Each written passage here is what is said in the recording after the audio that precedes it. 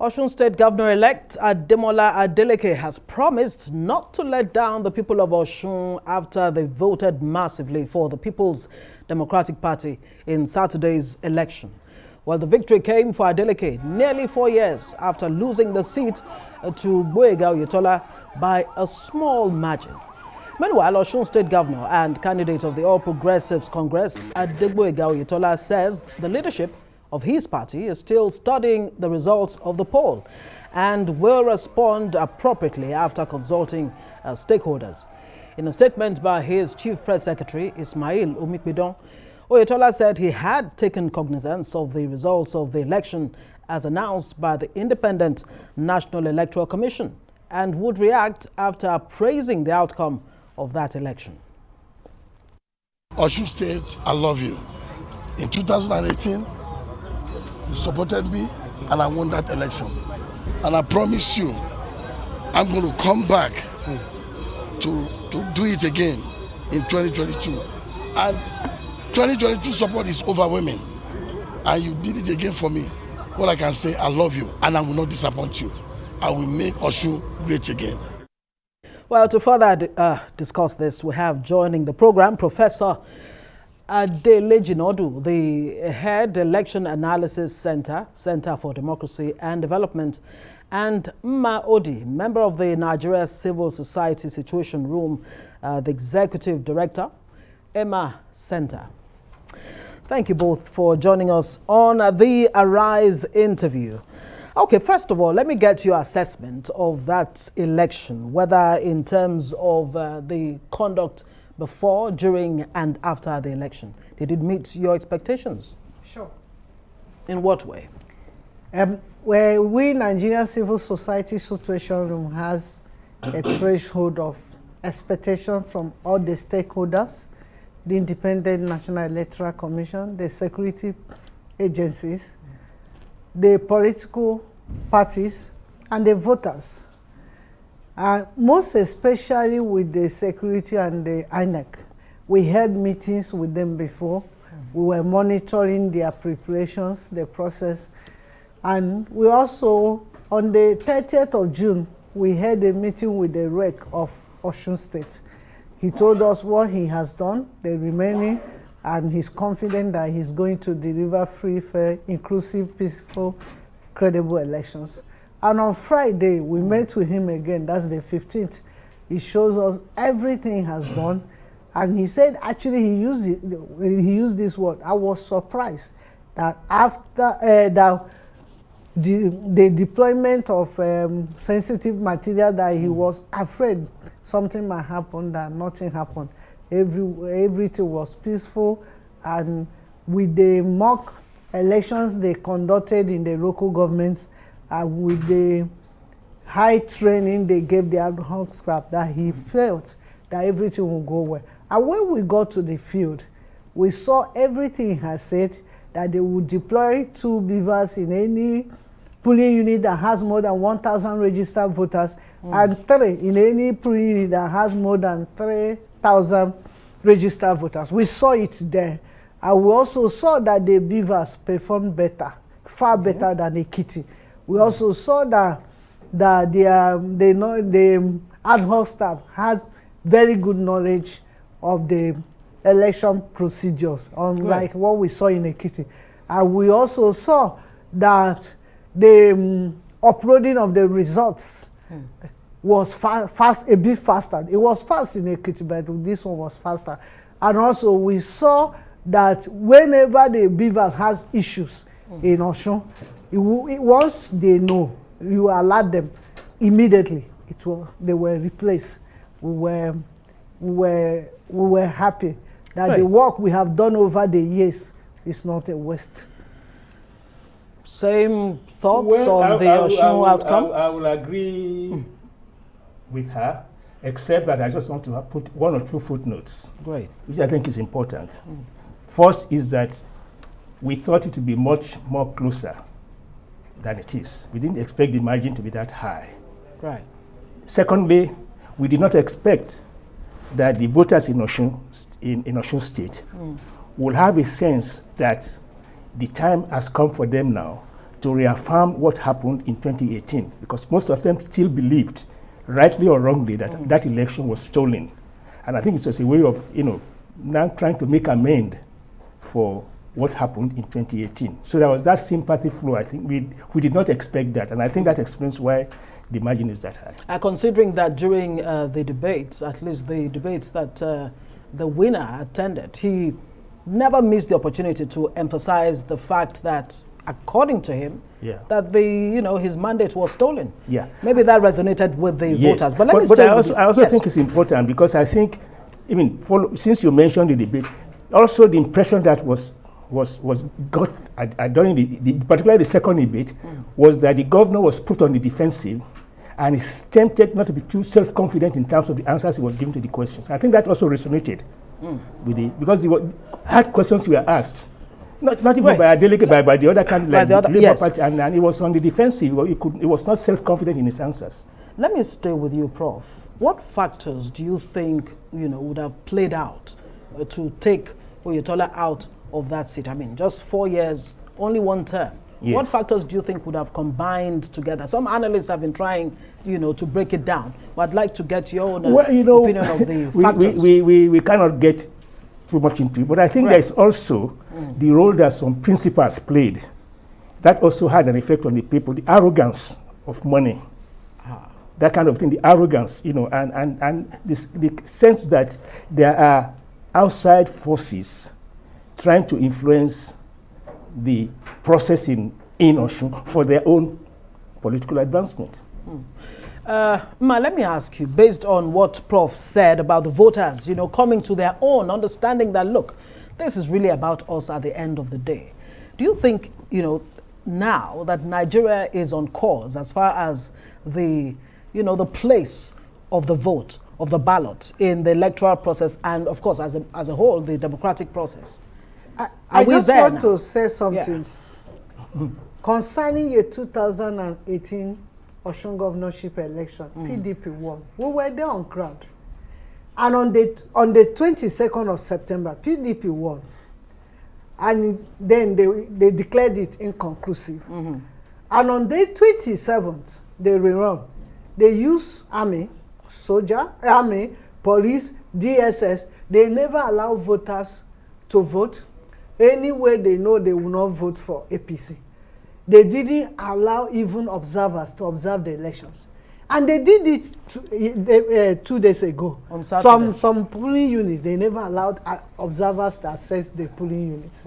But there's something that changed. The people changed the narrative. All the polling units, they have 3,000 registered voters, 2,000, 1,800. The people monitoring and defending the votes are over 600. There was one they called us to come in Shogbo polling unit 002, RA 04, Ogoluwa Captain 1D polling units in Oshogbo. When the media rushed to our situation room and said something is happening there, we went there. But by then, the two DSS people had already called for backup. Okay. And then... What exactly was the situation? Okay, they wanted to bring people who were not registered there to vote. And ANEC officials were looking so helpless. So, and then the people say it will not happen. Oh. And the people didn't. We were under the rain till they finished counting. And when they finished counting, so in other words, the people took changed. Charge. Yeah, they took charge. Once after they voting in any polling unit, you won't know where they came from. Suddenly you will see people gathering, and they will be there till they finish counting. And in one polling unit where they refused to announce the result and paste the form there, they say they want to go to a safer place. The people say you are not going anywhere.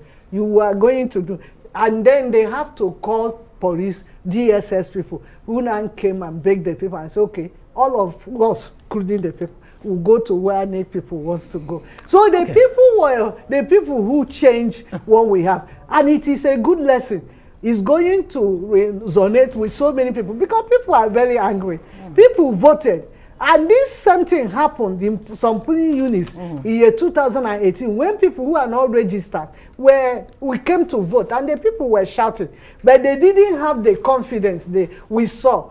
They are the people. So which means, and it tells us that when INEC gets his right and the people gets their own rights, we will have credible election. It will be a marriage made in heaven. Yes. I think definitely. But let me quote, President Muhammadu Buhari this day today has actually put it very succinctly.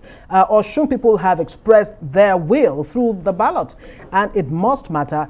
It must be respected. And that's according to President Muhammadu Buhari. So he seems to be re-echoing the general mood that seems to have come out of this Osun election. Are you saying, Prof, that indeed the people matter and their ballots must be respected going forward? Definitely it does. But I think what we also need to add, and I think it's important to add this, is that because at the federal level, the incumbent is not up for re-election. Right. For as second term. I think that also had a role to a factor in limiting the amount of the use of the power of incumbency to destroy the electoral process. So when President Buhari says, I think it has to be taken to grant that yes, he is an important factor here because maybe for one reason or another he refused to use that power of incumbency to deploy men and material to the. So what you're saying is not necessarily Uhuru yet. Well, because imagine if there was incumbency factor. It isn't. Yes, maybe it would have changed the whole dynamics of this. Which happened in year 2018. So I think that's also another factor that we need to take into consideration. That I think I think honestly, I think the President Buhari believes in this. But added to that is also that he had less pressure on him to bring that power to bear. Since and he has promised that he wants to leave a legacy of exactly. So I think it's important to mention that factor. Elections.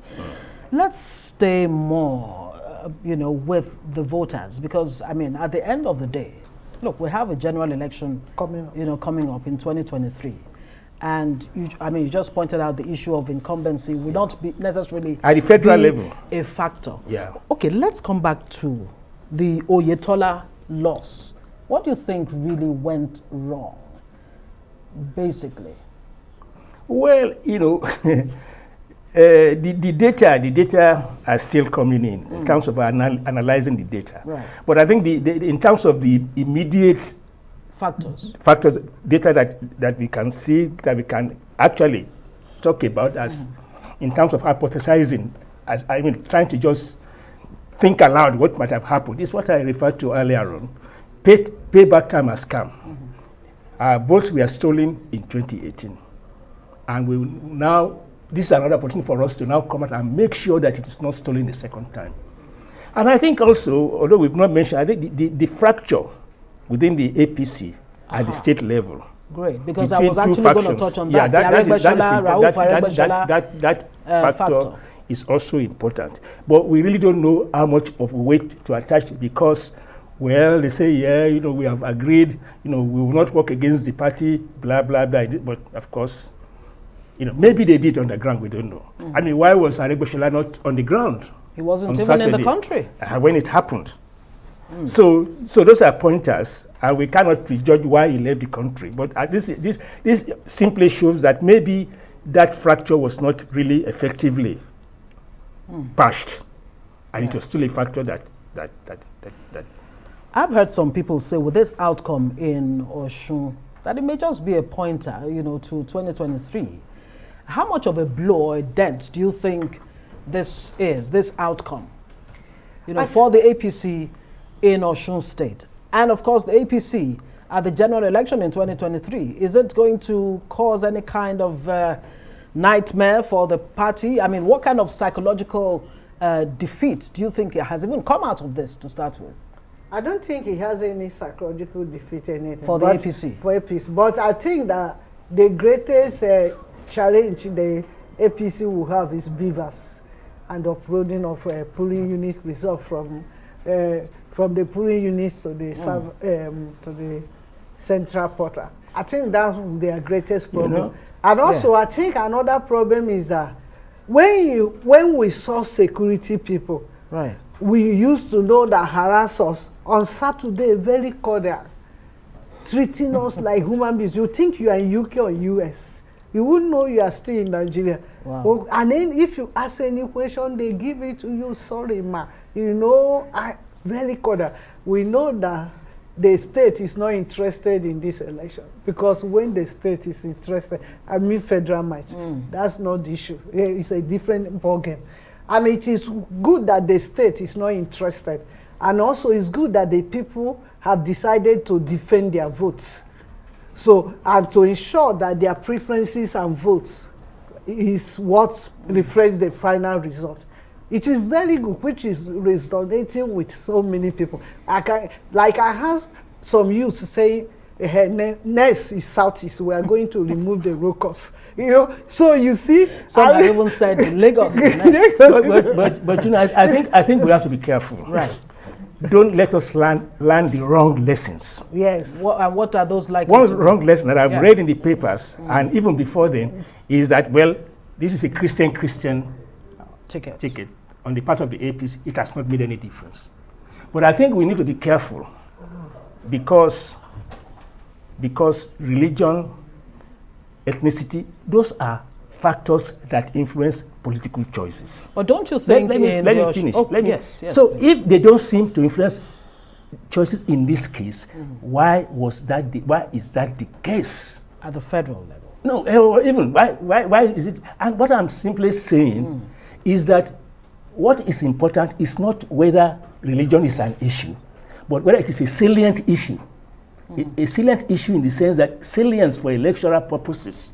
So it may not be salient in one part. It may be salient as a political issue in another part. Right. So don't let us compare and say, you know, in 1993, it was a Muslim ticket. And it didn't matter. It didn't matter. Now, but these are not they are not similar situations. Yeah. The issue is not whether it is important, but whether it's a salient issue.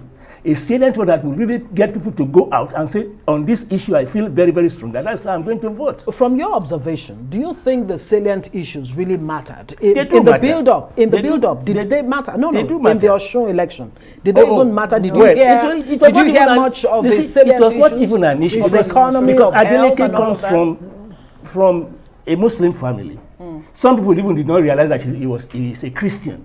Right. People still assume that he's Muslim. He still bears a Muslim name. Nuruddin or something? Yeah. So, and the family is a Muslim. I mean, some of them have been converted, others are still. So I think, so that is one issue. But again, you know, I mean, in the Southwest generally, you know, again, you have this sense that religion is not something that has intruded into politics that much in terms of influencing people's choice. Of course, in a place like Lagos, they will say, look, the last two governors have been Muslims, then the next one should be Christians, be Christian and so on. But there are other places in the country where there are salient issues.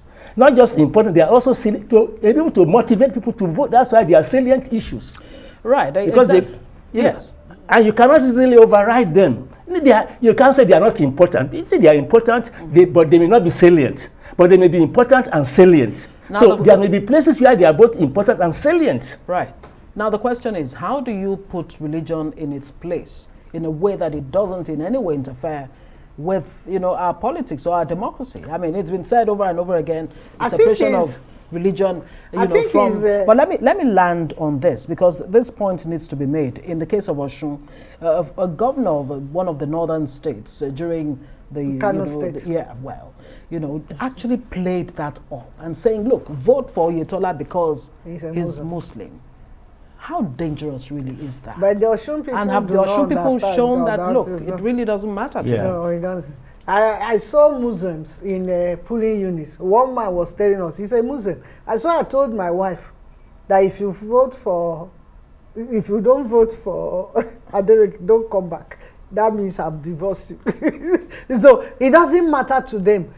What matters to them that they voted for somebody in 2018, you stole the mandate and even beat them and asked them not to cry. Then this time around, we are going to vote for him and we will defend the votes, which they did. And what I'm seeing is that many people in many places, especially in the South and the North Central, the youth will want to do what happened in Osun State.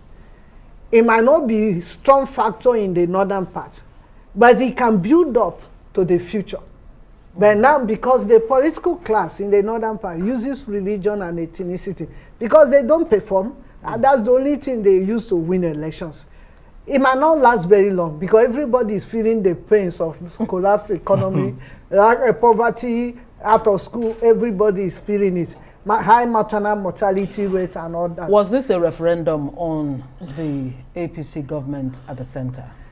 At the state, sure.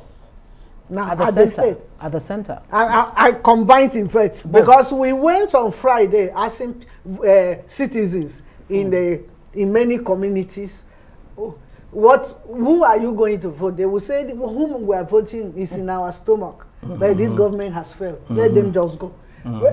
But we won't tell you whom we are voting for. Yeah. But there is so much suffering. There's somebody who's not eating. This is so much. When I ask, is it only in the state? Say no, it's all over. But this one is part of it. Prof, I'll ask you the same question. Well, I mean, I will not want to pitch a guess, but maybe what we can do now, because before elections, I mean, in terms of perception, there was no survey saying, will religion be a factor in your voting? Now the elections are finished, and moving forward for policy purposes, we can ask, look, these issues, how did they affect your choice on July 16th, when you voted for a governor? We can then find out the extent to which it was a factor. But to answer your first question, I think it's important. In everything that we do, we show some religious tolerance. We do not take a confrontational attitude towards religion. We try to understand each other. Government policy must not be seen to be favoring one group or the other. Yeah. So public policy is also important in dousing these underlying triggers of religious intolerance. I think it's important that policy should be, so that you must see that government policy is not favoring just one religion and disfavoring another religion. I mean, there must be some sense of, there is a fair balance and fairness to everyone. Because access to the state is very important. Absolutely. If the state seems to be favoring somebody will ask, who is the state for? Is this our state? Do we belong here? They will raise those questions. And that is where the role of politicians become important in trying to be moderate, to tolerate, and to encourage some form of pluralism. Yeah, but people will say the politicians they add fire to it. It's the politicians they add themselves. They add fuel to the fire. Yes, latch on to this sentence. But that is a longer term thing that we need to do. Absolutely, I agree with you. Let's go on a short break. You're watching the Arise interview. When we return, the conversation continues with our guests in the studio. Do stay with us. Welcome back to the Arise interview, where we speak to the newsmakers as well as ordinary people doing extraordinary things around the world and featuring the voices at the heart of the stories. I am Ngozi Alebu. All right, my guests are still very much here. Let me bring this in before I bring my guests back on. From the streets of Osogbo, the state capital, here are some reactions of the voters after the results were announced. As you can see, it's very obvious that everybody is happy here and there. So it's not about my own personal, but you can see it's very obvious that everybody here and there are happy. In fact, virtually everybody is happy that the elected governor emerged. Actually, for me, I believe for people to have elected him as it is our choice. It is their choice. So. And I believe a lot of expectation would be in the minds of everybody, every indigenous of Osun State as a whole. It's better. Changing of government at times is even good for we people in the town. And I so much appreciate him. I congratulate him for winning the election. But we only want to advise him to do better. Because whatever he do today, we speak for him tomorrow.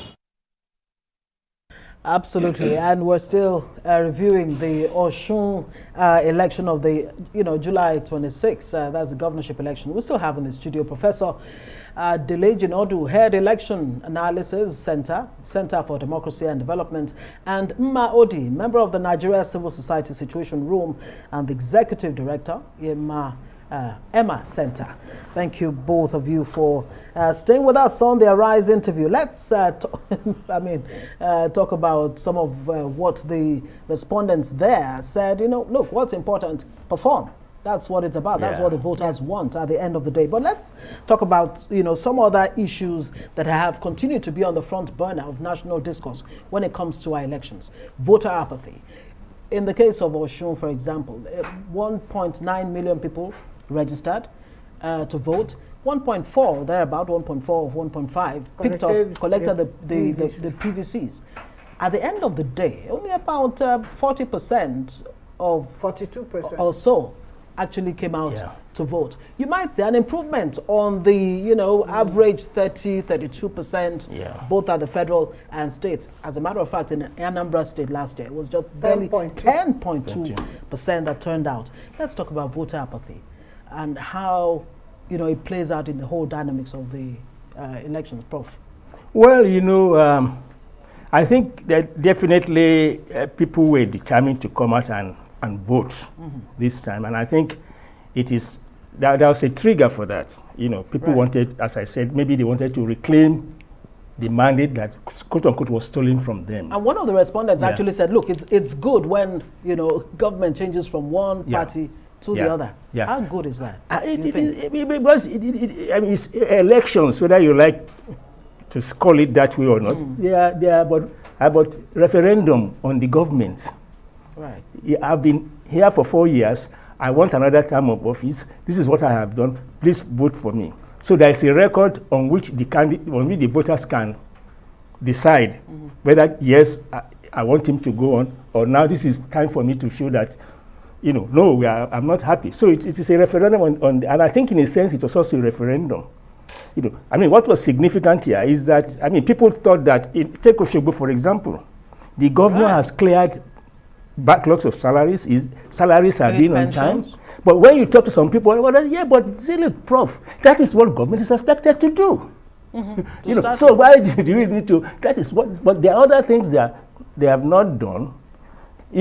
And it was interesting. And this came out from the Labour or the SDP guy on the interview. Say, look at the roads. How many roads have you constructed in 4 years? And so the governor was put on the defensive. But I think what is also important, is that, voter apathy has various dimensions. One is, of course, voter intimidation. Right. When you see the presence of, people don't want to go out, the violence that may erupt and so on and so forth. But there's also what you call the voter suppression. Voter suppression. That in a particular group, either a religious group or ethnic group, is deliberately denied access to the PVC at the point of distribution, which is not something that is usually handled by INEC, but by some and as a way of, look, this is a potential voting bank that may go against us. So you can use the power of incumbency to suppress certain group, ethnic group, religious group, or whatever you want to, from getting access to that. So when they go 3-4 times, they are tired.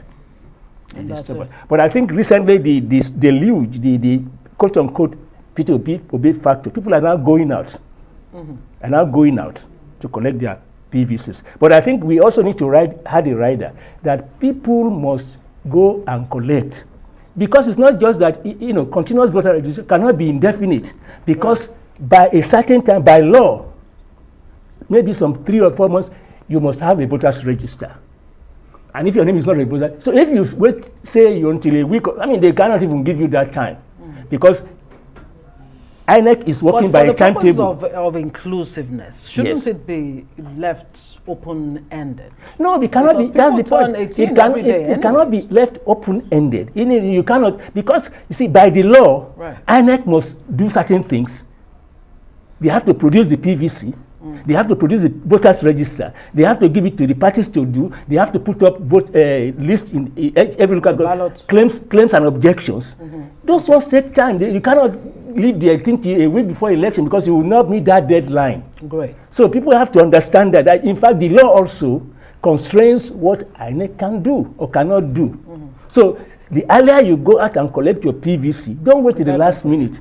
So of course some people will not be able to vote if you move around at the last. Did you see any of this voter suppression that you talk about? Did you see any of that in Osun, considering? I was not on the ground, but we didn't see any report about that. Yes. But you know, some polling units. Let me ask this in addition to that point of voter apathy, the militarization of the electoral process. Exactly. Generally 21,000. Yeah. Security forces were deployed. Yeah. To Osun. Before Osun, sometimes 30-something thousand. Do you think this in itself is good in the democratic process? And based on what you saw in Osun?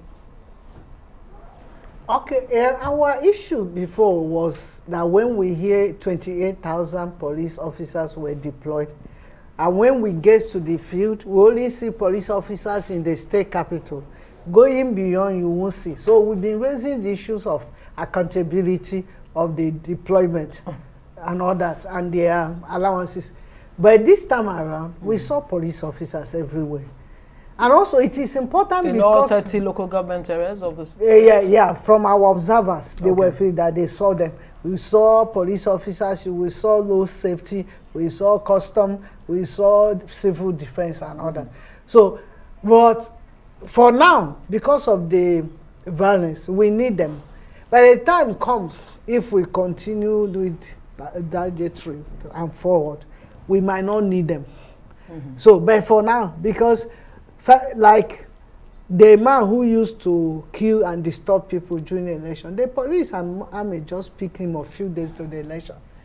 And the place was calm. If he didn't pick him up, there will be another story by now. Yeah. So we still need them. But we need them to work for the elections and for the people, not to work for any politician.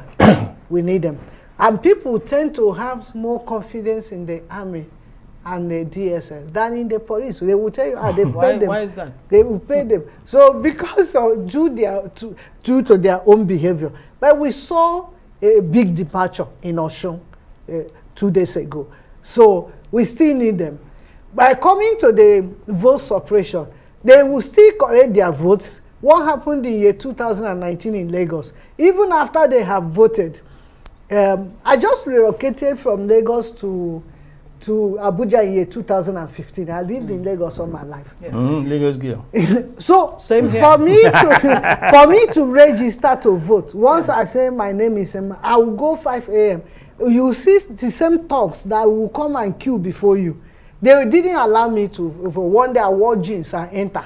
I scattered the line. And we were fighting. Then the police said, this woman has been coming for the past 5 days. Allow him to. Why do you think you were, suppressed, to use your own word?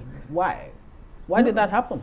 In your estimation? Because my name or my face looks Igbo. And I might vote for PDP. So I'm not going to be allowed to register. And I'm a Nigerian, I can register everywhere. And in year 2019, Igbos actually came and voted. They destroyed their ballots.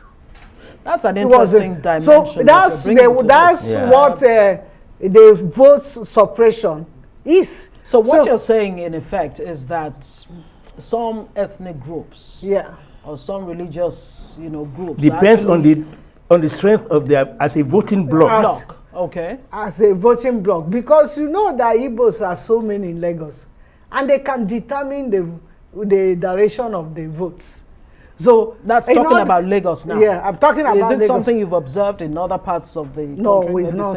I think that is one point that Prof. That's one point that we need to emphasize here as a plus for INEC. Right. So voter suppression takes different forms.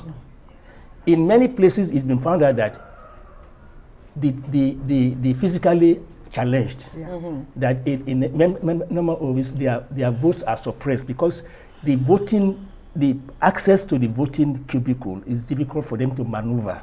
The blind, the physically challenged, even the pregnant women. But in Osun, even for the blind, they provided braille reading things to do, magnifying eyeglasses. They gave preference to the elderly and to the pregnant women. So you saw an improvement? Yes, and so because that's another form of subtle, voter suppression, which is. But if you have time, yes, I think I like to make this point because I feel bad about it. Go ahead. Because in 1987, we were the ones who, when NEC was under Mma Odi, then I was a member, we came up with this idea of voting to take place from 8 o'clock to 2 o'clock. Stop movement across local government. Because the history of elections before then showed that at night, when voting goes up to 6 o'clock, 7, 8, 9 o'clock at night, people come in and cause riots, And then people also move from one place to go and vote. So we said, look, let us do this. But it is a shame that 1987 to 2000, we have not gone beyond that. We should have got a point where we don't need to restrict movement on election day, where we don't need to see too much security on the road. What do you think will bring that about? How do you even realize that? Electronic voting, maybe. But also, I think our political culture, we need to change, we need to reorient it. Now, speaking of electronic voting, let's even stay a bit on the use of technology in this Osun, election. How much difference do you think it has made? Obviously, it has. Improvement, yes. And especially, with that issue of vote buying. Yeah. Do you think, with technology, we can deal a big blow on it? Yeah, we can deal with it finally with the electronic voting. But the result we are getting from Osun, from Edo, from Ondo, from Anambra, they change this beavers and also uploading of results, especially uploading of this result from the polling units. Because it has reduced thuggery. Because the rigging of elections starts from coalitions. Right. That's where it starts. But now that they know that even when they carry the ballot buses, it's useless in their hands. So they will no longer go to kill people. It reduces electoral violence. Also reduce thuggery and harassment and also killing of people. And he has also given us a fair picture of what credible elections can be. Yeah, and has encouraged people to come out. It's one of the strongest factors that brought people out. Because before, when you talk to them, come out and vote, it's your civic responsibility. They say, no, I'm not coming. Violence. They have already written the results. But now they are seeing, as they were watching the votes, and they say, okay, next time, Osun was 45% in year 2018. 42 this time around. But many people could not vote in a places that have over 3,000 polling units. Yeah. Even the argument of APC is that voting in such places went through the night till 8 p.m. Because by ANEC law, once it is 2:30 p.m., anybody inside can vote. Others who come after will not vote. And many people came after who went home without voting. It affected the number of people that came out. Could have been higher. So now those ones that were there, and you see, we saw new created polling units. They have 76, 64, but the nearby polling units will have 2,000, 1,900, 1,760. So if ANEC can actually make a determined effort to ensure that people who are in these overpopulated polling units are being sent to the new created polling units. It will help a lot, and it will also give us more voters. Because when people who went home could have increased the number of people who voted. I think what she said is quite right, but I think there is also a paradox here because the more INEC has improved the efficiency and the transparency of the process, the more politicians try to find a way of circumventing. And that is why vote buying is on the rise now. So the next item on the agenda is how do we tackle this vote buying? That's the question. That's a fundamental question. Other issues do you have any answers to it? Well, I don't know. I mean, we'll have to look into that. And But I think that is what every Nigerian must start thinking about now, and it is a collective solution that we have. Because as I said last week on your program here, Right. you know, our civic duty, you know, is we owe that responsibility to ourselves that we must do things properly. I'm excited you even talk about civic duty. Yeah, I mean, it's important. growing up in primary school, we used to be taught, Civics and all of that. I don't think the NOA is the type of agency as it is now constituted that can do that, because the NOA is under a government, accountable to a minister who is a political party man, and the NOA cannot do things that. So if you do like a place in Ghana, for example. Yeah. The National Agency is a child of military rule. But in those places, after military rule, they now have what they call National Education Commission, which is to do civic education. And it's taken away from the hands of the politicians. Completely. Because if you look at the history of the NOA here, it is interesting that the first two heads of the NOA have gone on into politics. Right. We have here, even EFCC, the man has gone into politics. Even, so I think I think we need to see a way of these institutions. The politicization of those institutions that we ordinarily should be. Yes. So I think if we have to have a national education orientation, then something like national orientation agency should be taken out of the hands of the ministry, become like a standalone, independent, like. What about the voter education arm of INEC? INEC does have a voter education. It has not been effective. How effective would you say? It's not effective. But also, another way we can kill vote trading is by arresting those involved in it, including the masquerade behind it, prosecuting them, and also punish them according to the law to serve as a deterrent. EFCC made a show in Ekiti. How far have they gone with it? People were arrested also in Osun. Yeah, they also arrested in Osun, ICPC arrested. So we want to know what they have done with the people they arrested. If you don't do anything the way they will arrest by the police and release them, then everybody will be emboldened to go and buy and sell of votes. Because even in Ekiti, they were calling it one pot of soup. So people were coming to buy and sell. So, one pot of soup. And I wonder how much it costs to, prepare one pot of soup. I agree. Prof. I agree with what you have said. Yeah.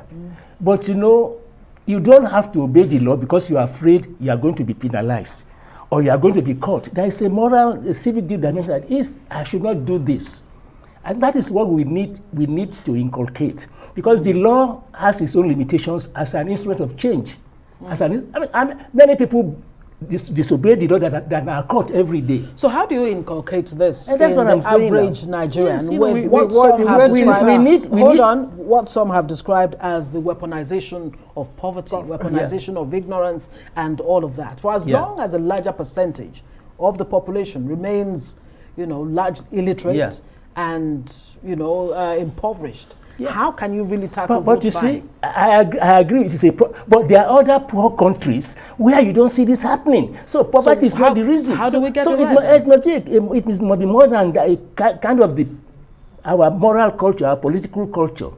Why is it that if you look at Lagos today, at a traffic light in the afternoon, cars go through a red light, police is standing. Okada goes through the red light. Even in Abuja. Okadas drive against the traffic. And they are not caught. You go next door to Benin Republic. You don't see anybody. You don't see Okada going through the red light. They stop. You don't see them carrying passengers without wearing helmets. But those things are in our law. Absolutely. But we don't enforce. I think enforcement is important, but also the moral dimension of that. Things are bad. That is why we should not do them. It's not because we are going to be punished. Of course, punishment is there, but you do that, in terms of the leadership have not shown us good examples. That is part of the problem. Because, but we can also hold them accountable. That's the thing. Well, some would say where you strengthen that. Many would say that the leadership is a reflection of what the followership or the quality of what the followership but is. The leadership is also. Can you really? The leadership also has a responsibility that they must not reflect what is bad in society. Okay, now that you have a governor-elect in Osun State, before we go, let's do some agenda setting, because he was asked by Arise News, of course, what the people should expect from his, 4 years when he takes over as governor effectively. Have you, I mean, when you sit down to think about it, are you able to say to yourself, okay, this is what Ademola Adeleke as governor will bring to bear on the lives and fortunes of the people of Osun State? Easy. And what do you think it should be? Easy. Yes, Prof. Go to chapter 2 of our constitution. Make sure that you increase the budget for water and sanitation. You increase the budget for education, for health. For health. And improving social infrastructures. You see, because it is... But he has a debt profile, a debt issue. Well, he says on television, he says he'll find a way of bringing in money from the outside. Well, he must find a way. He has a gold. Hold on. Yeah, he must find a way of bringing. But these are issues. This was the priority that has to be fixed. Don't tell us about it's not justiciable. That chapter, but it is not justiciable. But it does not say policy should not address those issues. Right. This is what we have been blindfolded by. That because they are not justiciable, therefore. But chapter 2 also says that government, public authorities have this responsibility to provide these things. So whether it is they are justiciable or not, you must try and provide them. But when you look at the budget in most states, we did a study some 10 years ago in about 10 states. We find that consistently across the 10 states, education, health, water and sanitation, environment, and housing, they constitute less than about 5%. When you look at the totality of the budget. And when it comes to actual budget released, it's even worse than that. Well, some have said from mining alone of gold in Osun State that the state may not even need to rely on what comes from the center, federal allocation, and even tourism. They can tourism and mining. That's these are things that were mentioned on the television debate. That these are areas where you can, look for money and do these things. I think the agenda is that he, first of all, he has to sit down with a team to check what do we have, what is our debt, how do we do, what do we want to do. But we have to be conscious that development must have larger chunk of money, not expenditure on the personnel and the civil service. So he has to now start. Aregbesola did some road constructions, build schools, and has some assets that this outgoing one didn't touch. He has to do auditing of those things. Once he needs to beef up, he will do it. The one he does not need to, or the schools, he has also to address the issue of separating girls and boys that are Aregbesola brought together, that people have been complaining. He has to take it back where it was. He has to spend heavily on education and health. Those things that touch people directly, that they are complaining that he has disappeared. He has, since he said, I love you, and that he will do them good and take them back to the glorious days. These are how to take them back to the glorious days. What about the agriculture? You've not he has to invest on it. And they have good land. God bless that Osun State so much. And when I hear that we are poor state, and I can't get it. So he has also invest on agriculture for the people, like what this alcohol program is doing at the central bank. He has to borrow it. When you see a good example, you borrow. You take it and do it. Within 4 years, people will be begging him, where have you been? It might be other people. That's a good place to live it. Yes.